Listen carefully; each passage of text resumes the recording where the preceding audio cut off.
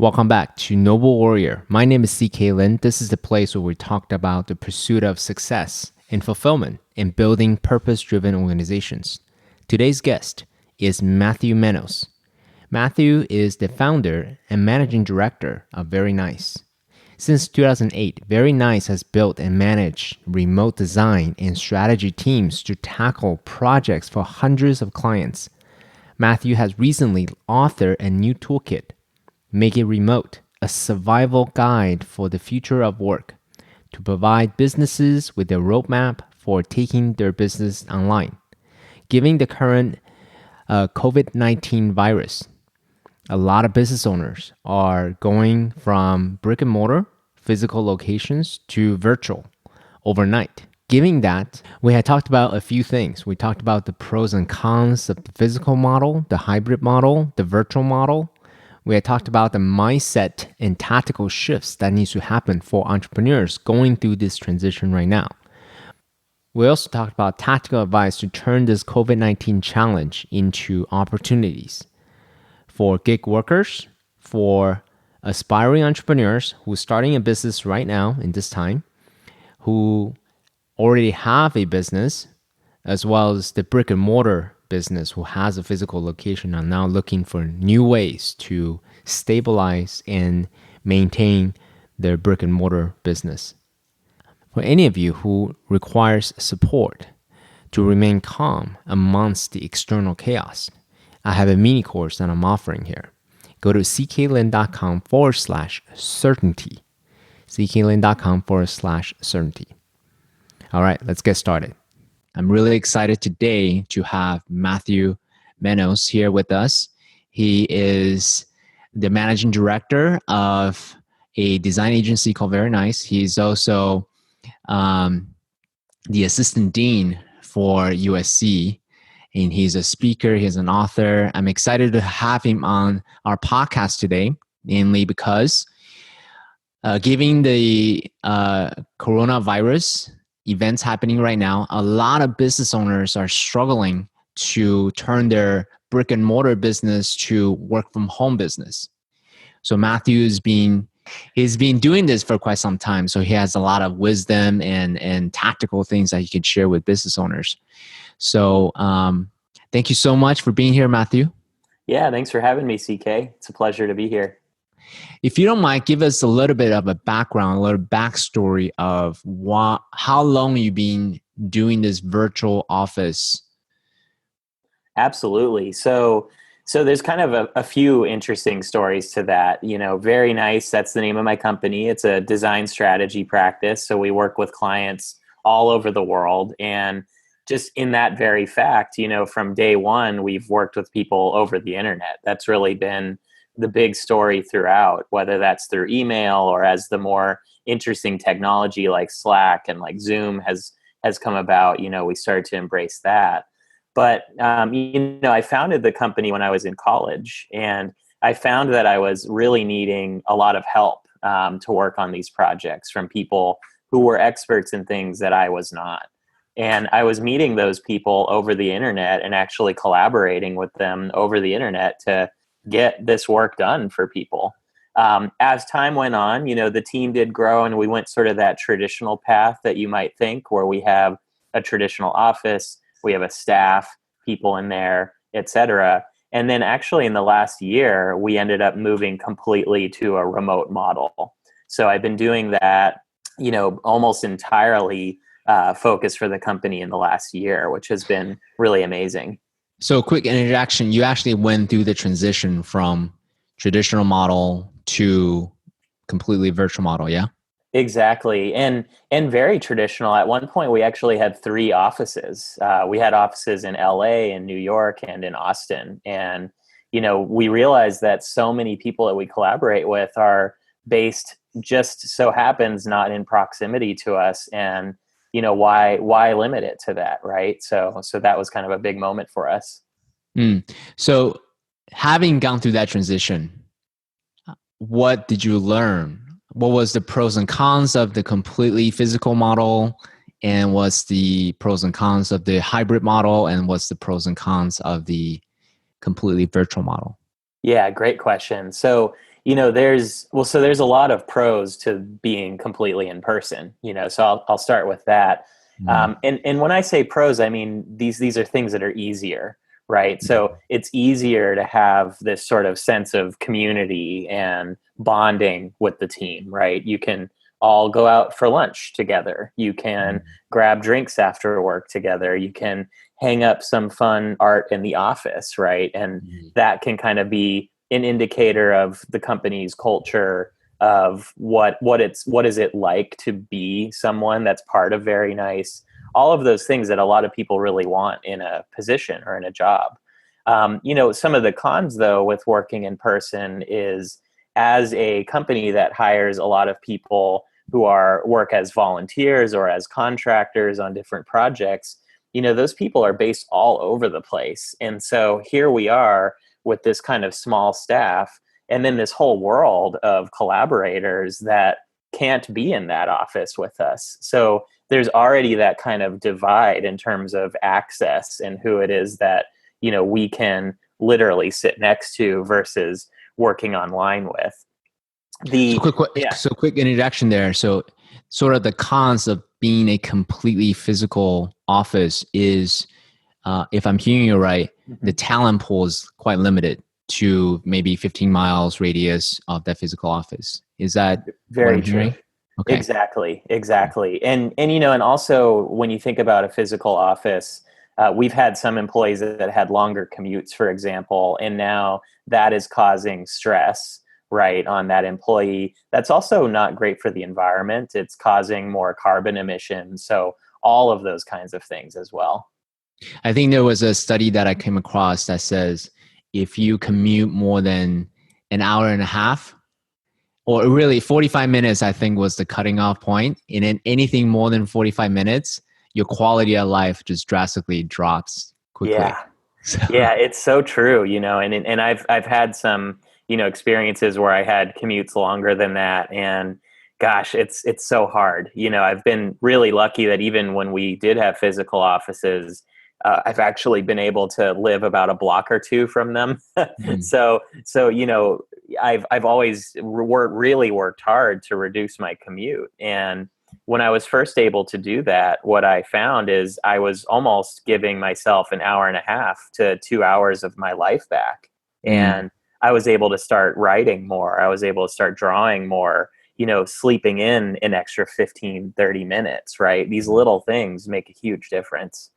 It does. It really does. I mean, some people may say 15, 20 minutes, it's not a big deal, but it is a big deal if you really think about that times, let's say 50 weeks out of the year, and that times for 10 years, let's say you're in business for a long time, it really adds up quickly. So true.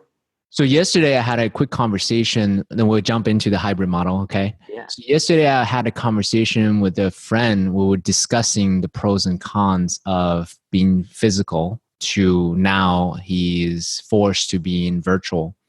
And it's one of those things that we normally don't pay attention to. It's the micro moments. It's the at the coffee place or the water cooler place or by the bathroom or when you're waiting in line to do something. Those micro moments of, hey, what are you working on? Oh, I'm working on this and that and the other thing. Those are the micro moments that added up to the culture of a place, right? So having being the physical place really helps with those micro moments.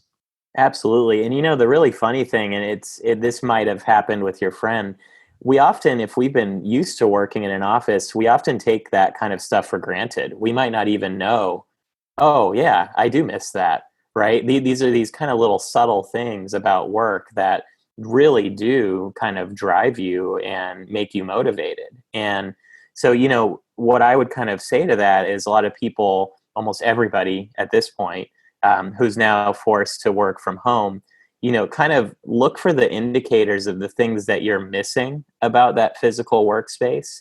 And then think, how can I recreate that? We know that you can't literally do it, right? You can't install a water cooler in your apartment and call all of your colleagues over to come and talk with you.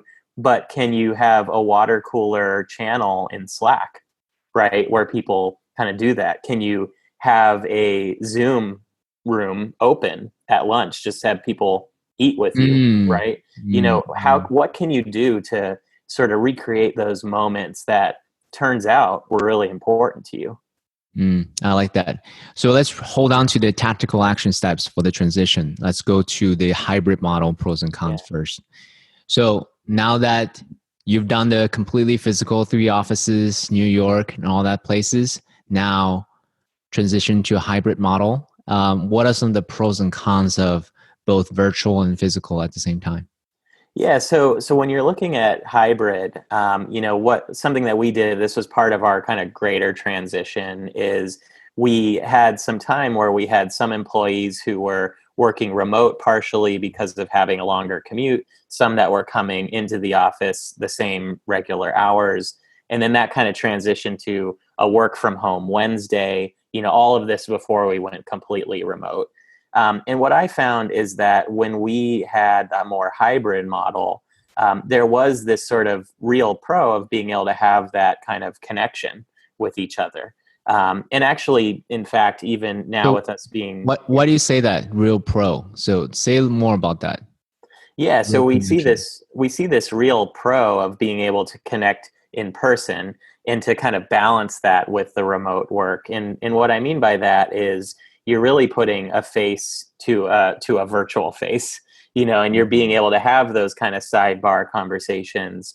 You're being able to do in our case with design strategy, get the post-its up on the wall, workshop things together, that kind of stuff that is super valuable as well. Mm. And the cons of having a hybrid model would be what?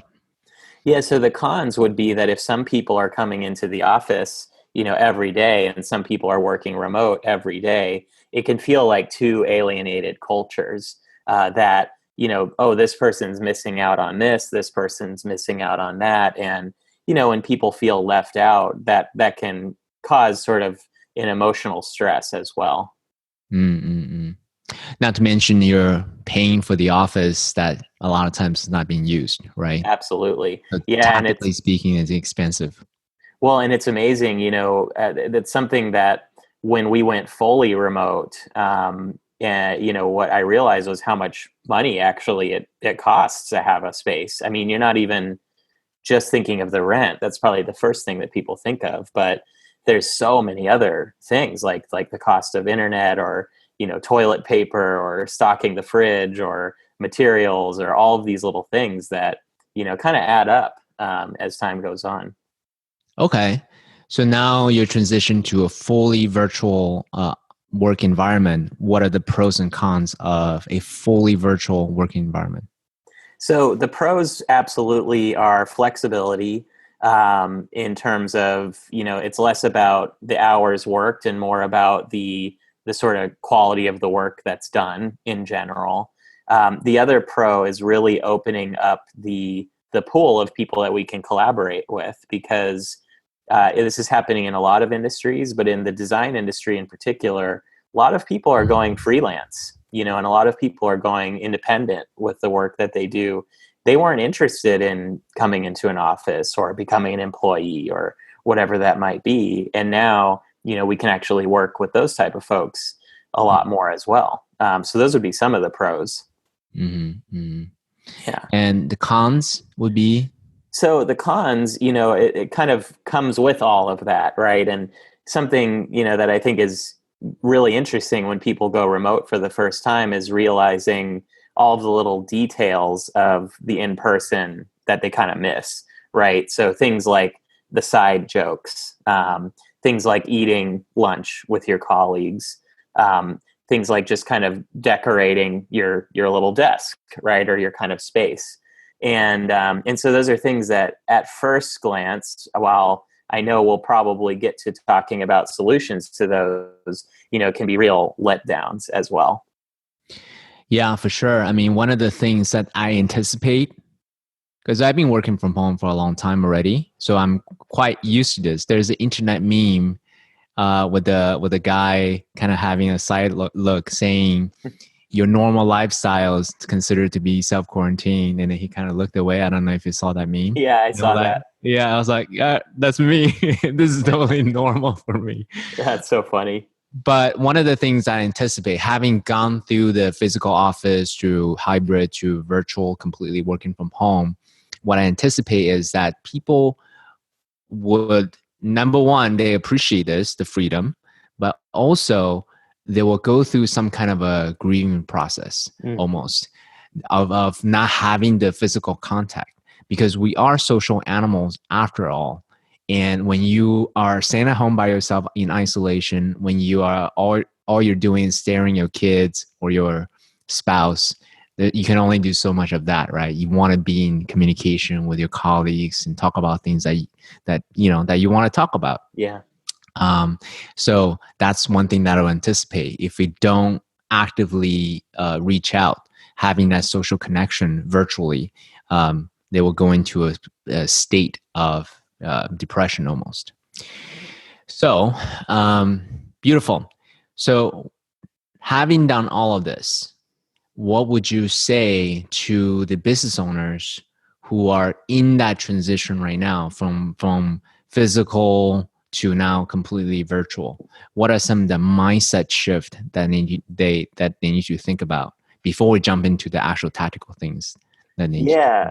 Well, implement? so I would say for a manager or for a business owner, there's so many things to be thinking about, but the real number one thing is changing your philosophy or your kind of thinking around management in general. It's very easy when you have an office to say, "Oh, hey, is Jane here on time?" Right? It's 9 o'clock, and hey, it's 4:30. Why are people gone?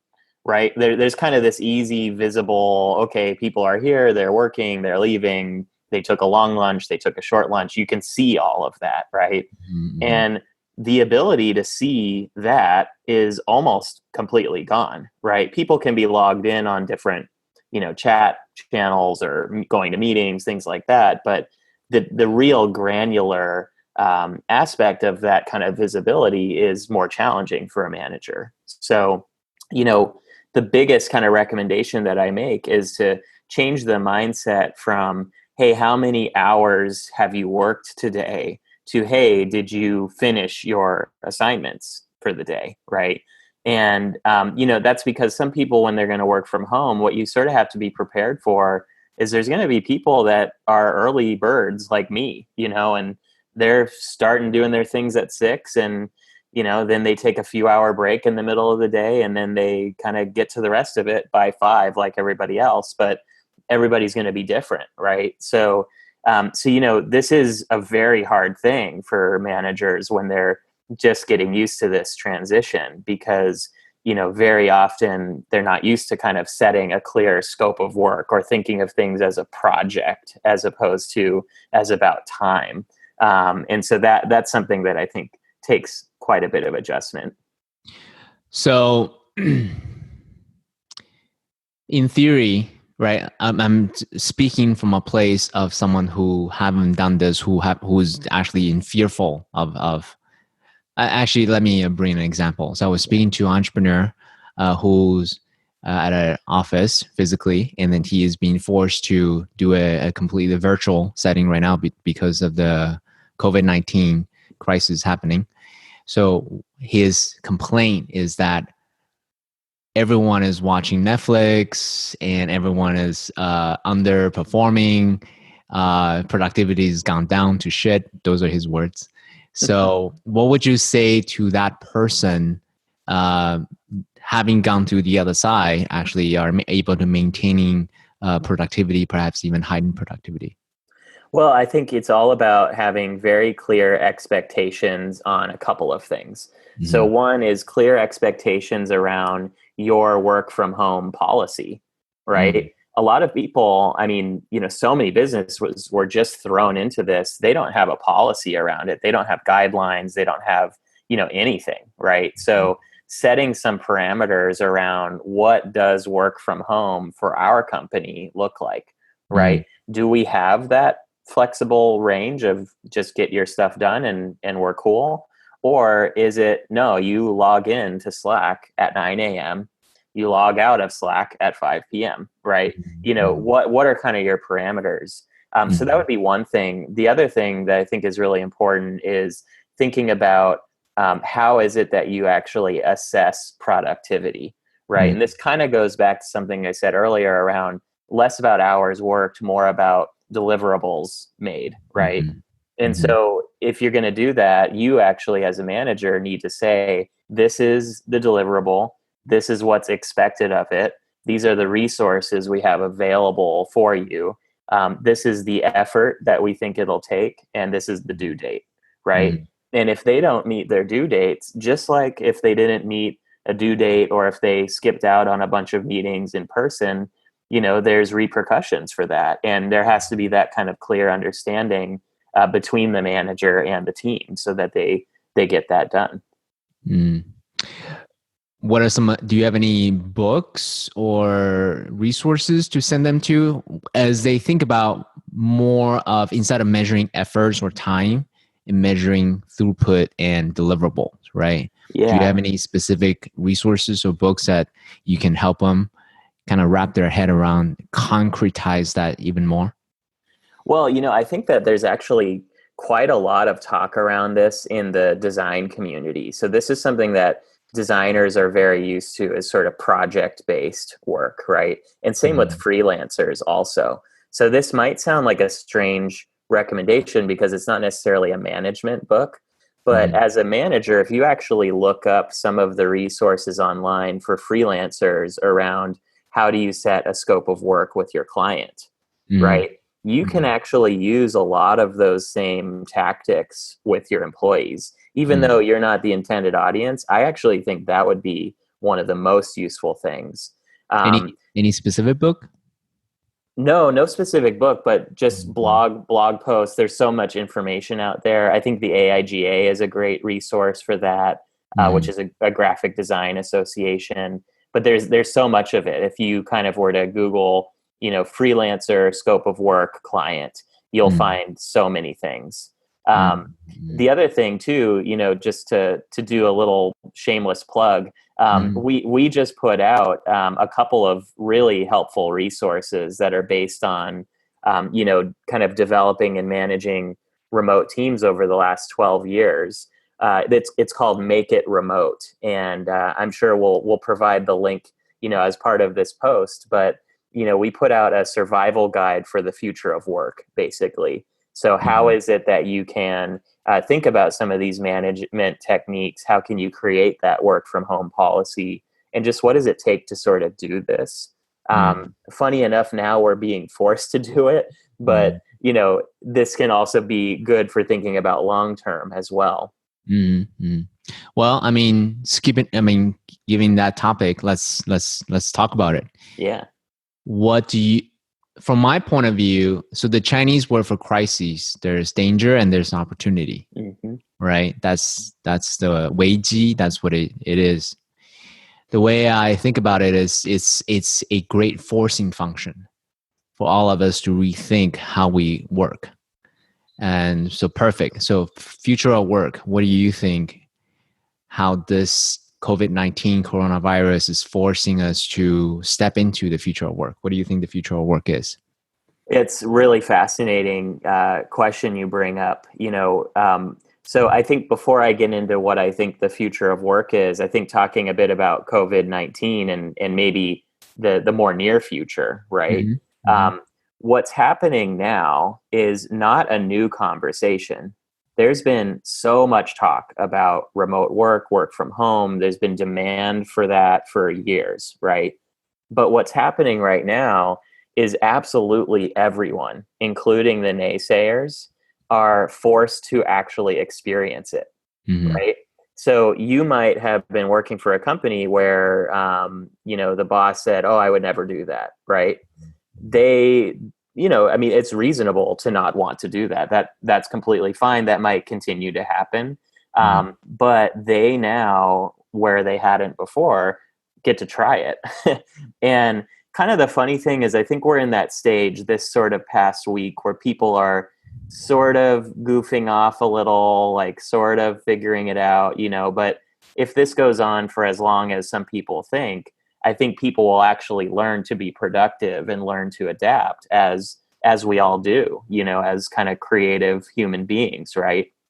And what that's going to do, and this is sort of my warning flag to the managers out there, it's going to make employees realize that that meeting could have been an email, or Yep. oh, you said that my job wouldn't really function well at home, but I did it, right? Right. Right. And it's going to be hard to go fully back to in person. I got to be honest, right? With Mhm. the amount of people that will be experiencing this, I'm not saying that every company is going to go remote now, or that every company should, but I am saying that pretty much every company is going to have an employee knocking on the door saying, "Hey, I kind of want to work from home one day a week," right? And you'll know how to do that now, and you'll kind of look bad if you say no, to be honest, if they've got the good proof, right? So that's kind of a perspective on COVID-19 in particular. And then I know you were bringing up future of work too. To me, future of work, as a lot of people mention, is about kind of that flexibility, is about project based, not time based. But it's also about thinking kind of more long term and seeing how the gig economy has developed. It's also about having many different roles or many different hats. Mm. And, this is a pretty stark difference from, my parents' generation, your parents' generation of you're in a role, right? And you stay there because you're trying to get the benefits, you're trying to go up the ladder, et cetera. And we're Mhm. already seeing signals of that kind of not being a thing anymore. Younger employees hopping between jobs every year, every other year, Mhm. holding multiple positions as freelancers, right? Mhm. Driving Uber by night, and I think that we'll see more of that as well. This sort of spread out kind of worker. Mm. So one of the things that I see on the social web is a lot of gig economy workers are really, really concerned about their stable income.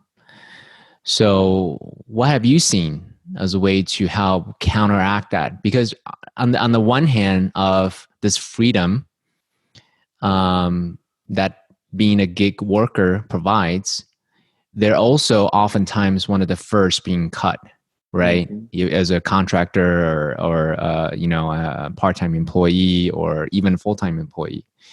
So what have you seen, or what would you advise to your audience who are full-time gig workers and they're freaking out right now? What would you say to them? Well, one thing I would say is to diversify your gigs, Mm. right? So if you are, if you're, let's say you're a freelance graphic designer, I have a lot of people, that I work with that fall into that category, and you have one client, and they've been a great client. You've had them for years. They pay well, right? They're your anchor.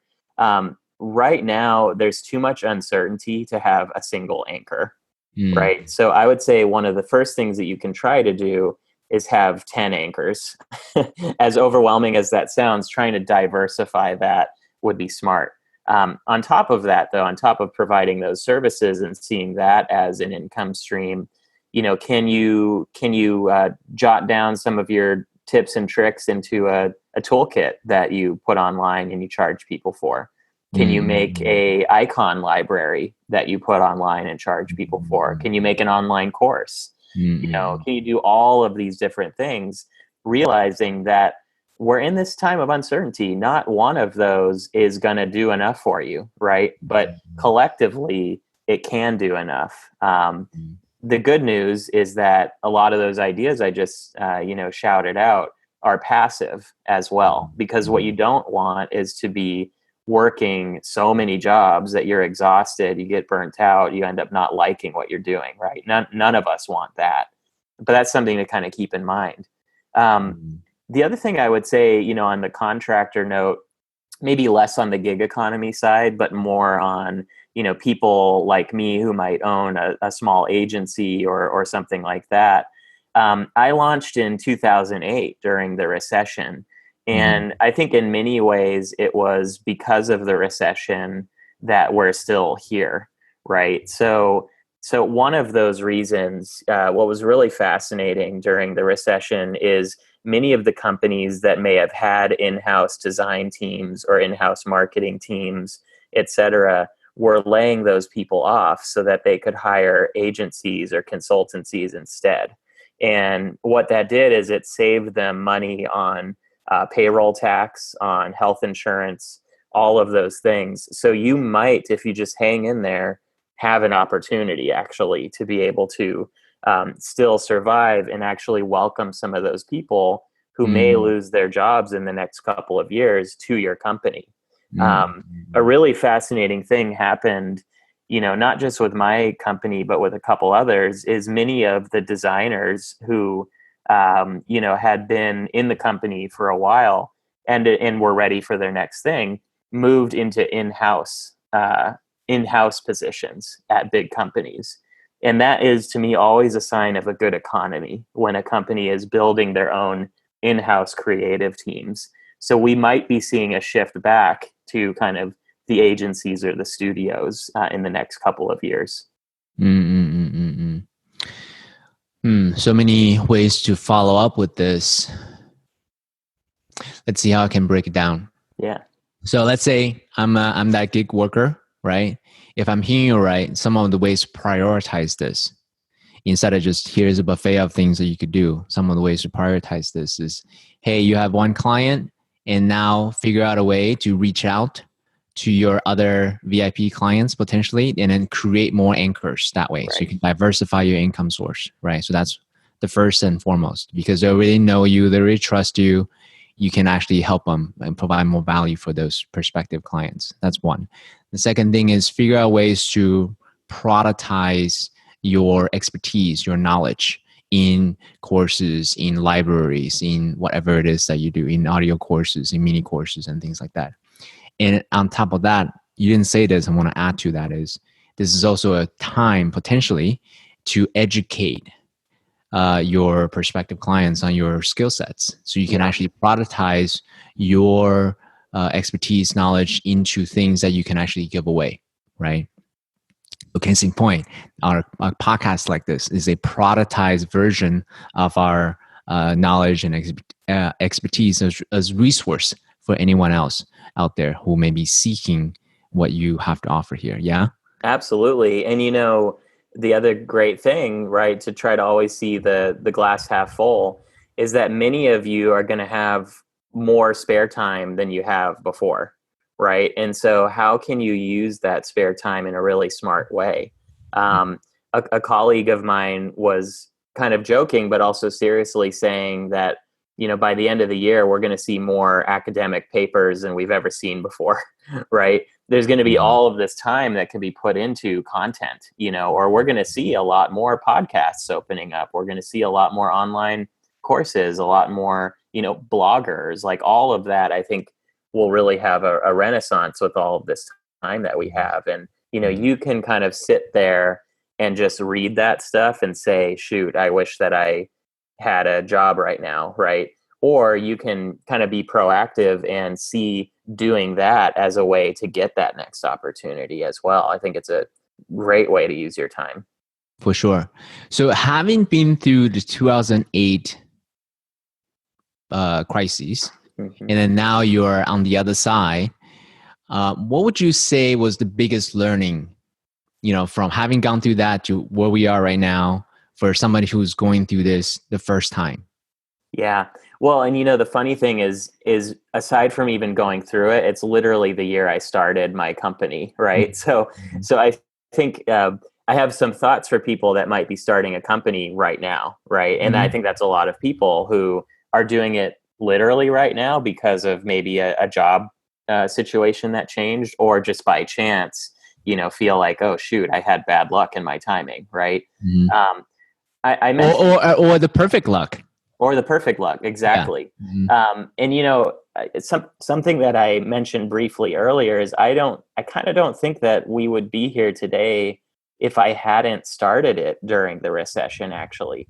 And I gave a reason around just kind of how the workforce changed and all of that, but another reason, which I think aligns really well, CK, to your whole vision for the podcast around purpose as well, is that when I launched the company, I was not my all my expectations changed, right? It wasn't, oh cool, we're in a booming economy, I'm going to get 1 million clients, and I'm going to get an office, and I'm going to grow, and I'm going to, all these kind of typical views of success were just totally off the table, right? And instead, what I really did is I took the time to slowly kind of grow this business, to spend a lot of time thinking about the brand, our story, our vision, our purpose, right? All of those things that typically, when you are very busy working inside the business, you can't work on the business. And so if you're launching in this kind of environment right now, my advice to you is to kind of see that as a bit of a godsend to be able to actually work on the business and kind of find that unique voice for yourself and make that happen. Mm, I love that. Perfect that you mentioned that, because Noble Warrior, who I am, what I'm about, is all about purpose. Yeah. So some people may be saying, so if you think about the quadrant, urgency versus importance, right? Hmm. Some people are in the urgency importance area where they're saying to me, CK, I need to put out this fire. My business is about to go under. I need to put food on the table for my family. Don't talk to me about purpose. Yeah. It's too much of a luxury right now. Let me put out my fire first. What would you, because on the surface, it's actually contradictory to what you just said and Yeah. what I'm trying to say, right? On the surface. So what would you say to someone who's saying, hey, everything's on fire right now. I can't even think about purpose. Let me just think about survival first Yeah. before you talk to me about this idealistic things that I really want to talk about, but I just don't have the luxury to talk about right now. It's kind of like a saying that a lot of people have if they're thinking of having kids, for example, where, somebody will always say, there's never a good time, right? Like it never feels like the right time. Oh, I can save a little bit more. I can have a little bit of a bigger house. There's always an excuse to not do something that you really want to do, right? For that as an example. So what I would say to that person is you can easily sort of be distracted by all of the things you have to react to. And some of those absolutely need your attention, right? I'm not saying, that you should ignore the burning home, right? Some of those need your attention, but there will always be one of those things at some kind of scale. So how can you, when you're kind of, you know, facing these challenges or these hoops that are in front of you, how can you kind of step back and say, you know what, I've seen that hoop before. I've seen that challenge before. I'm not going to get trapped in my typical reactionary mindset, and I'm going to think about the future. And to me, there's a lot of definitions of purpose, but I think a big thing with purpose is it's very tied to the future, right? It's very tied to where you want to go and where you want to end up, or what world you want to inhabit, right? And so if you're constantly reacting to right now, you'll never be able to actually see that future. And if you can see that as an opportunity to kind of say, oh, by thinking about my purpose, I actually am laying the groundwork to be able to actually do this reaction right now, to actually kind of change that path for myself. It's a good mindset shift to attempt to adopt. Mm, I love that. Thank you. Exactly. You're speaking my language. You're speaking to the choir for sure. Um, the way I would articulate to anyone listening to this and then who are grappling with this question about putting out fires, for survival versus thinking ahead. Purpose, the way I teach my audience is that there is different levels of purpose. purpose is a directionality thing. There's the greatest purpose, that is your life. What is your life for? And maybe right now, given what's happening, this purpose is to provide for your family. That's what it is. That's totally okay. But it's still maintain the directionality of where you want to guide your life, your business, your relationship, and so forth. Right. So that's one way to think about it. The second way to think about it too, think about this as an existential crisis. I mean, it is an existential crisis for mankind. For, if you be pessimistic about it, and or existential crisis for your business potentially, right? So it's the perfect opportunity to actually think about, how I've been doing my business and running my life put me in this position where I'm scrambling. Interesting. Right. So how can I think ahead such that I'm not in this position scrambling again? Right. That's another way to think about it. I'm not being discompassionate about it, but this is another way to perfect opportunity, right, to actually think about this. And how I will concretize it personally is I don't have to think about all these things all at the same time. I can actually break out parts of my day. Hey, from this time to this time, putting out the fires, but this time is self-reflection, is for me to actually think ahead, so on and so forth. So you can actually quantize how you manage your time. What do you say to that? How do you actually manage your own mental space, your mind share? Yeah, no, I think those are really great points. So to your point of scheduling time, that is completely something that I adopt. I'm a big believer in waking up early and doing work early, because what you can do is you can get to the things that you can predict, right? Because when everybody else wakes up, they bring the unpredictability with them, and so what I try to do is I know in advance, right? The day before, I set some goals on my calendar, I block off some time, and it tends to be, maybe sometimes as early as 6 a.m. I mean, luckily not that early as much anymore, but 7 to 10 a.m. of things that I'm like, okay, I've got to get to this stuff, right? Then typically by 10, that's when the world brings all of their unpredictability. And so if I can have some of that time to get to the things that I've planned, it really helps me.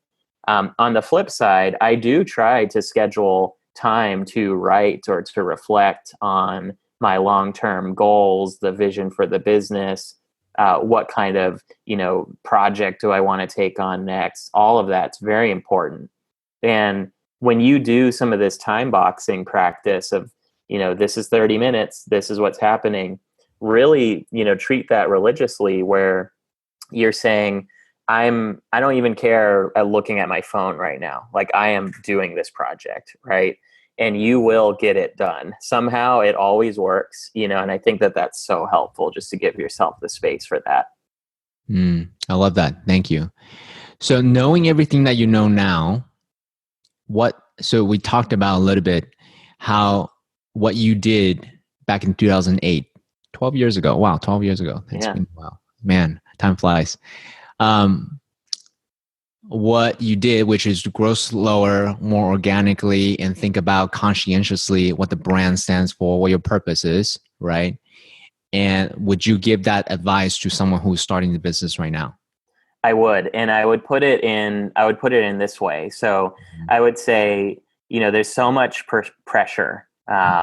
When you launch a business, you go to a conference, you meet someone, the very first question they ask you when they find out that you started a company is, oh, how big is your team? As always the first question.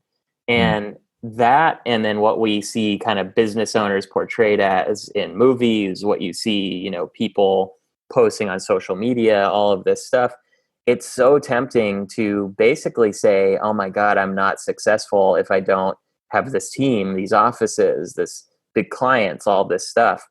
But honestly, as someone that has had all of those things, I can tell you that those were some of the years of my business that I felt kind of less satisfied, actually, because I felt like I wasn't able to, work on projects myself, or actually do the things that, I started this thing to be able to do. So, all of that's to say, when you're starting your company, really take the time to reflect, what does success mean to you? And part of Mm, that, to your point, is thinking about purpose. But I think it kind of runs parallel. What is success to you? Is that all of those things? That's great, right? That's awesome. Perfect, right? But don't let other people define what success is for you. That is something I wish that someone would have told me earlier, for sure. And mm, to an extent, I kind of had intuition for that, but I admittedly got very caught up in sort of the typical, image of success, and wanted to align myself with that. And I think that the period that I was doing that, I think, was such a waste of time. I think that I should have been really focusing on what success means to me first, and then kind of moving accordingly. So on that note, that's actually perfect that you talked about that, because part of my ways to help people to find their purpose is actually designing that exactly. So can you walk us back to your journey of how you find your success? Was it through just meditation by yourself in a cave? Was it through journaling? Like tactically, how did you sort of come closer and closer to knowing what that is for you, Matthew? Yeah, so I've done that in a few ways, and I think maybe one of these might be helpful for somebody listening. The first thing that I did when I was much younger is I wrote a biography for myself, from the future, right? Like, think of like a Twitter bio, not like a book, a short bio, from the future. And that was so interesting as an exercise, basically to say, hey, in 10 years, you know, what am I doing? Right. And kind of being able to visualize that, was helpful for many reasons. But that was one tactic that I used. I think Did you another, write it one time, or is it more of an iterative process? it's an iterative process. Yeah.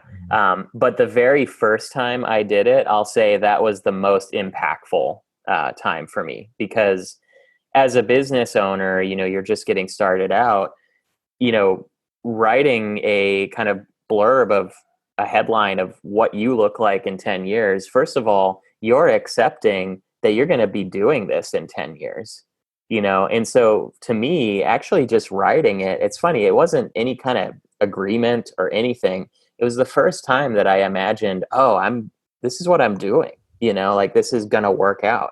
It was the first time I ever imagined that. And so to me, yes, it is iterative. I think it's great to do it more than once, but I think savor that first time and do it when you feel ready, to kind of actually accept that as well. So yeah, so that would be one bit of advice. The other, which I think is maybe more common, but I do a lot of kind of reflection. So whether that is something that looks like meditation, or drawing, mindfulness kind of activities to think about what I'm doing and where I want to go. That's something that's become much more of a norm for me as well, in these recent years. So I highly recommend that. Any specific frequencies that you do it? So, I actually used to do meditation every day. And unfortunately, I do it in the kind of way of actually sitting a lot less now. And the way that it sort of makes itself uh, enter my life is through drawing. So, pulling out a piece of paper and just kind of doodling aimlessly the whole time I'm thinking. Right. And so to me, that I found that works pretty well. Um, Mm. and yeah, as much as possible, I don't schedule it, surprisingly, because I schedule literally everything else. But I kind of let it happen. Sometimes it's in the morning, sometimes it's at lunch, sometimes it's in the evening while I'm watching TV, When the all kinds of. spirit moves you. Exactly. I see. Hmm. Um, are you, how do you cultivate actually? So speaking on spirit, I don't know if you're religious or not, but how do you cultivate that inner awareness? Yeah. Wow. That's interesting. Especially for what you do, right? You're a creative, you're a designer, you're a business owner, right? I don't know if you ever watch Elizabeth Gilbert's talk. No. her conception of the muse is that she's a conduit, she's a channel, and then Mm. the spirit comes through her and moves through her hand that way. So again, not to get into religiosity here, but I'm curious, how do you cultivate your inner awareness? Yeah, fascinating question. So I think in a number of ways, but I think maybe the thing that's been most profound for me is art, actually. Whether that's making art or standing in front of a painting, specifically a painting. A very important artist to me growing up was Frida Kahlo. I was actually very sick in high school to the point where I was sort of stuck in bed a lot and couldn't really go to school and had all these issues. And around that time, I learned about Frida and I learned about the artwork that she made from looking at a mirror on her ceiling to be able to paint her own self portraits. And I don't think anything in my life has moved me as much as learning that story in high school. And so That was like an awakening moment almost. it was because it basically taught me that no matter what you can create, and you're creating your own barriers no matter what, right? Like there's always the trick to put the mirror on the ceiling. Like there's always something. And so, to be honest, when I go to a museum, especially if it's her work, but I try to do this with a lot of work, is I stand there and I try not to see the painting. I try to see the hand in front of the canvas that Mm. made it. And that is a really kind of just unbelievable feeling that I get. So I think, going to museums helps me do that. I think creating my own artwork when I can helps me do that as well. But yeah. Mm.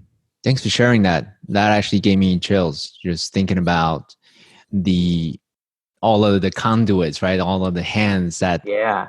that did the work to chisel away anything that's not them and allow that beauty, allow the artistic expression to come through fully, such that we can, as other human beings, can actually appreciate the beauty that they have, immortalized, so to speak. Absolutely. And, a painting is hung when the person decides to stop stroking the brush, right? But the actual art is in stroking the brush. I mean, that's what I believe. It's actually the process. And so what we're seeing is we're not actually seeing the art, we're seeing the artifact Mm. that was left over. And so, that's something that I've believed for a long time, ever since, I was a little kid painting that when I Really? was, You yeah. had that realization how old?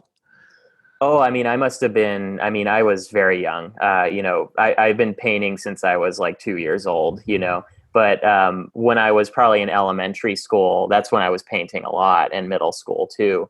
Um, I found like this kind of weird feeling all of a sudden that when I would finish a painting, I wouldn't want to really look at it anymore, but I was always excited to paint it, right? And Mm-mm. so, that is kind of a very interesting thing that has made its way into a lot of what I do now, of like constantly making, constantly writing. I love process so much that, to Mm-mm. me, that is the point, is being in that moment and doing something.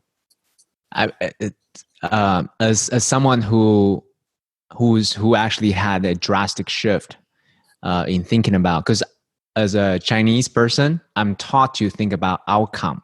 Mm, You are worthy when you get that A from very, right. very young age, right? So I had to actually unlearn that mindset and then actually think about the journey instead, Yeah, right? that's And so actually important. enjoy every step of the way, because as you said, the beauty of our life isn't in the achievement. I mean, those are nice, don't get me wrong. It's like a milestone. But Mhm. ultimately, if we can't appreciate the journey every step of the way, once we get to the top, wherever that milestone is, we're not going to enjoy it that much anyway.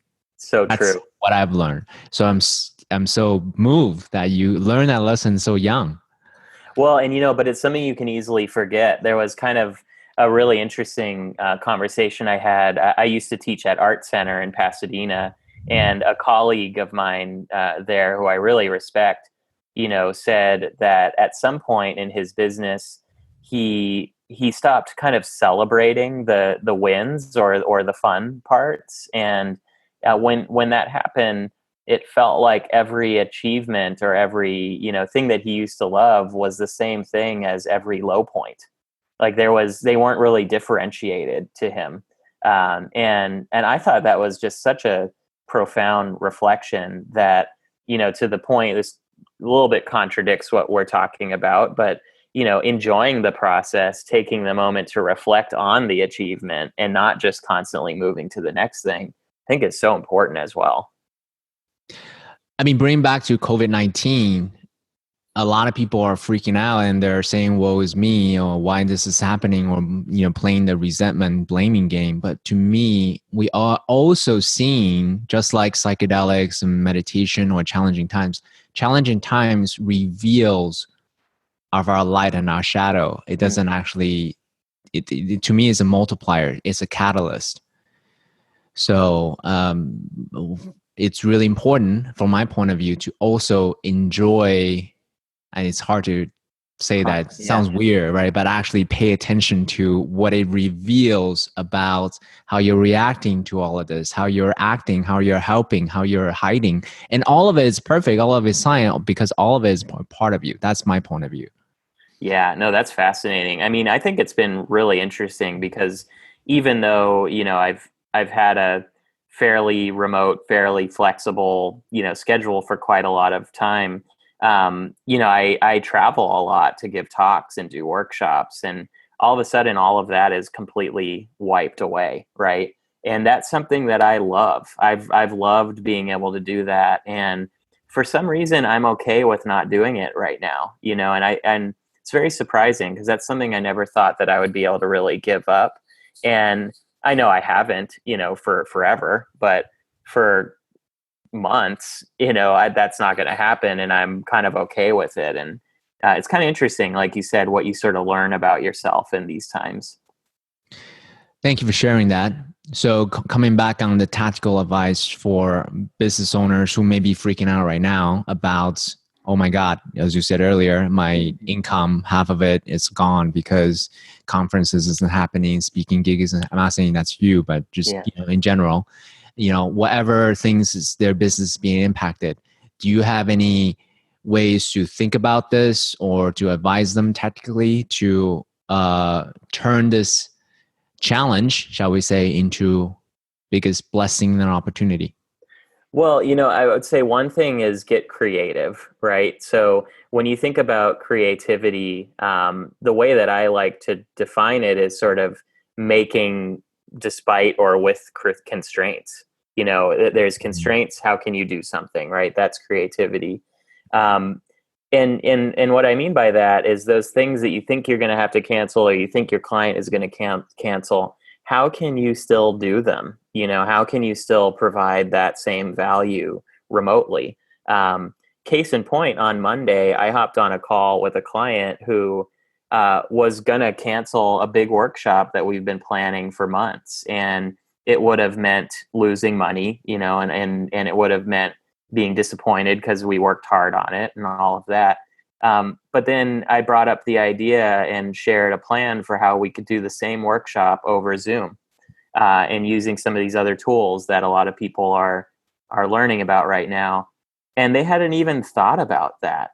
Like that didn't even cross their mind, right? So, and the project, I still have it. We're still doing it, right? So how can you kind of get creative and really think about what you can do? Now, I know that being, in the consulting kind of space, I have a lot of different privileges right now than somebody in a product space. So I think some important advice to people who have products is thinking about, again, what can you do to get creative? If you can't be in your warehouse producing things, shipping things, what else can you do? What talents exist on your team, and how can you leverage that at this time, right? How can you, if you can afford it, how can you use some of this time to work on the business and actually have your team think about the business, the systems, how that can be improved, right?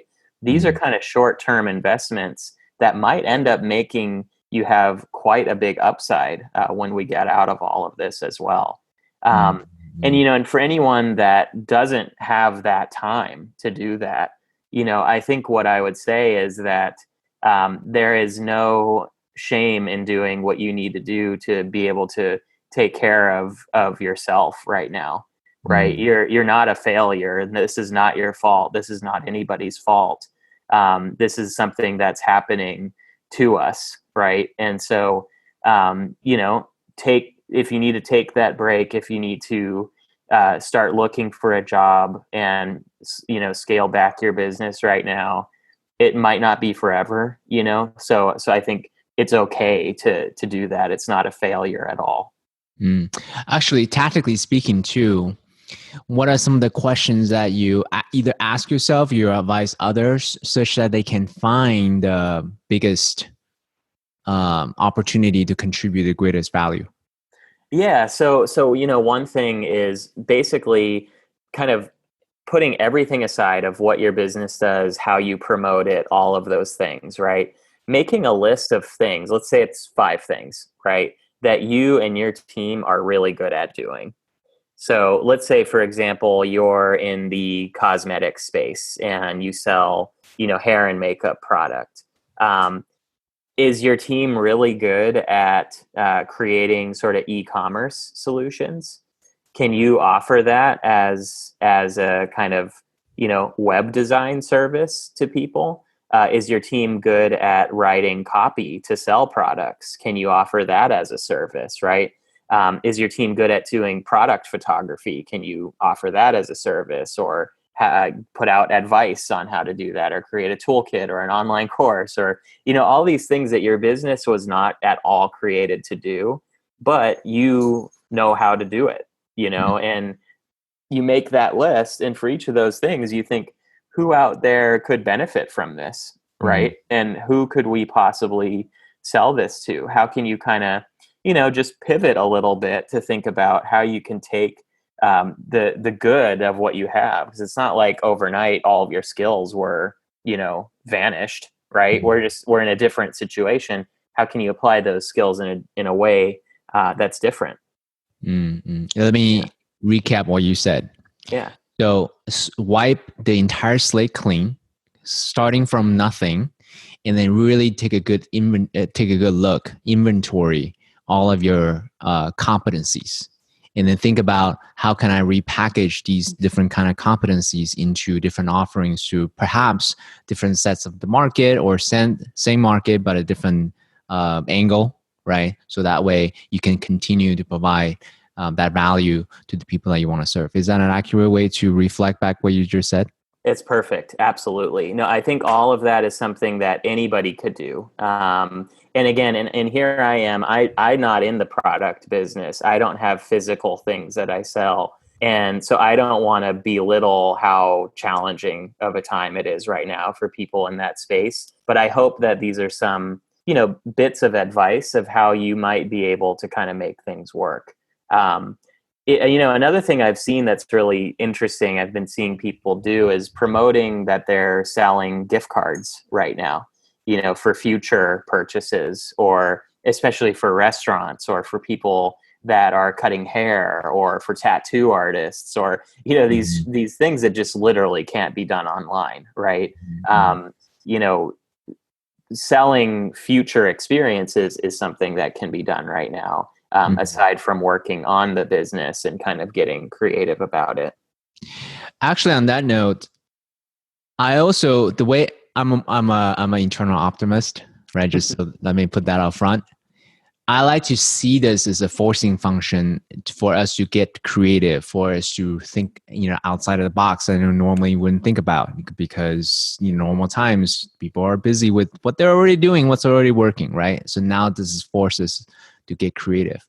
What I've seen, even martial art schools, when they normally wouldn't even think about ways beyond their physical one-to-one training or one-to-many training. Now they're thinking about how it can virtualize their education to offer to the entire world. It's hugely transformative. So even for the hairstylist, or the beauty, I don't know, even Yeah. the artist, right? Think about ways you can go beyond the one-to-one service, because ultimately, and here's what I want to remind people to think about: if you serve one person at a time, no matter how high of a rate you charge, you're still trading time for money, Yeah. right? Even if you're a surgical surgeon, let's say, right? But if you can turn your expertise into products, then all of a sudden you're now creating assets, and then you can actually, there is no limit to how much you can actually benefit your prospective clients with your knowledge and your expertise. That's what I'll Absolutely. say. Yeah. No, I think that's great advice. And, the really nice thing is creating those products. What it's doing, aside from possibly giving you this chance to diversify and scale the income side of it, is it's forcing you to actually write down your systems and how you do things, right? And that will make you, even if you continue to be the one-to-one kind of model, better at what you do. And that is so useful, to really know, like, let's say you do branding for people, right? How do you do that? Jotting down your steps is so helpful. Yeah, and actually, jamming on that too. The act of um, describing your own creative process, how you actually look at problem, how you size them up, what kind of tools you use, and so on and so forth, will allow you to give it away or delegate to junior partners who can actually do the work for you, right? So that's Absolutely. also another way to scale who you are versus just having everything depending on you. Yeah. um, for for business owners who are six figures, seven figures, let's say, a lot of times the biggest challenge is scaling. This, what you just described, is a tactical way to scale yourself, Mhm. right? Beautiful, man. I really, really appreciate you sharing this. Is there anything else that you want to share about? Actually, you know what? One thing I forgot to ask you. Yeah. Yeah. So, Matthew, you share your journey of scaling this business back in 2008. You share a little bit of even earlier how you have had the awakening moment. What was life like? Actually, no.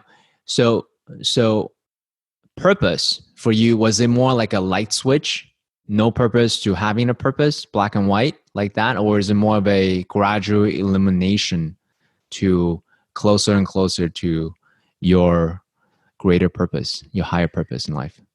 I think because I was able to start the company at a time where I could focus less on immediate growth and immediate reward and more on what I really wanted to do.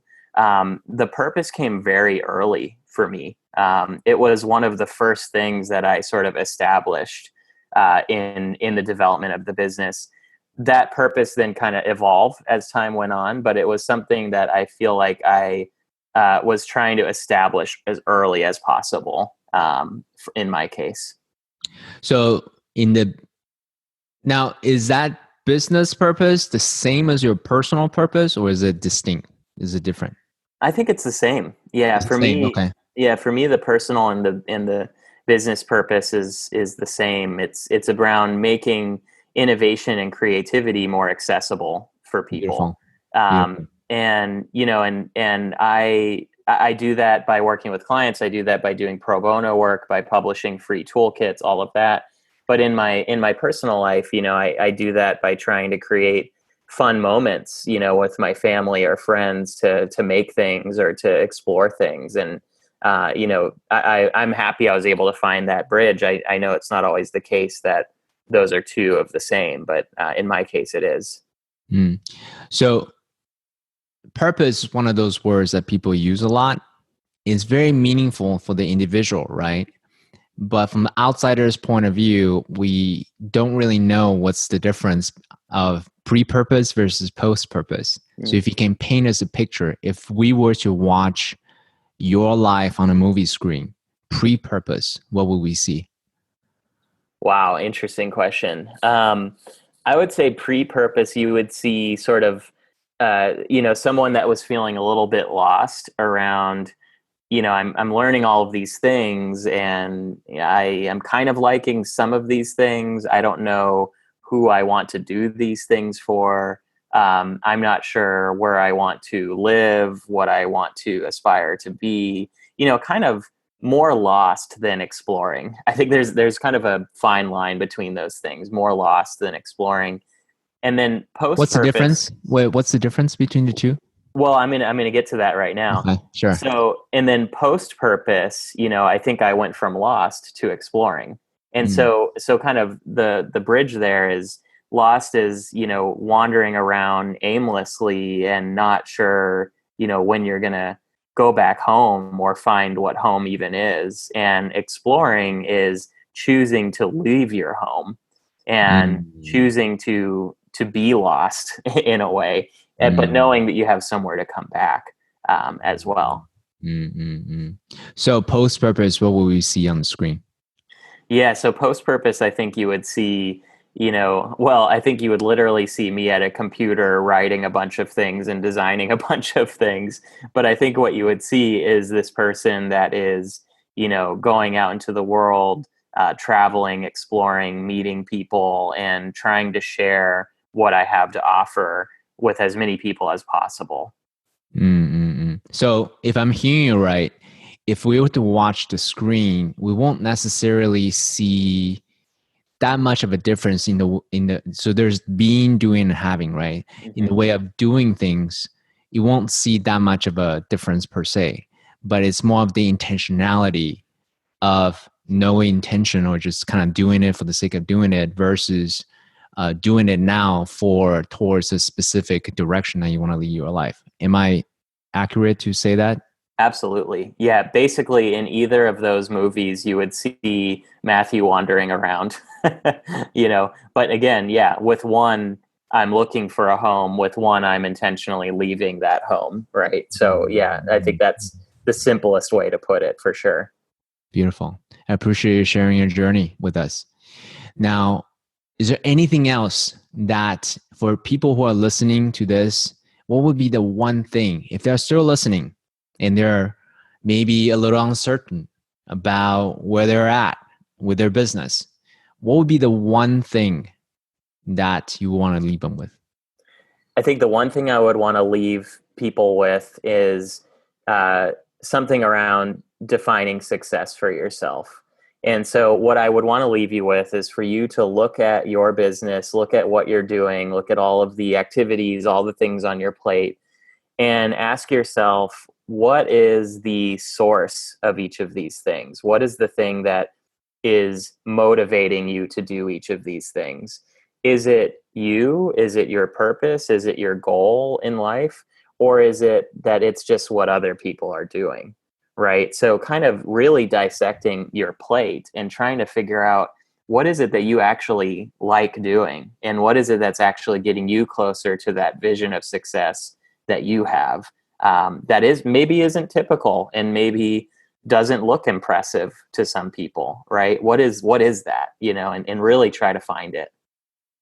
Mm, beautiful. I appreciate this, Matthew. Thank you so much for sharing your wisdom, your journey, and tactical advice to help people. I mean, we cover a lot of different grounds, right? To finding their purpose, to appreciating the COVID-19 challenge, to take their business from um, completely physical to working from home model, completely virtual. Really, really appreciate everything that you share. Thank you so Yeah. much. Thank you. Thanks for having me, CK, and thanks for everybody for listening.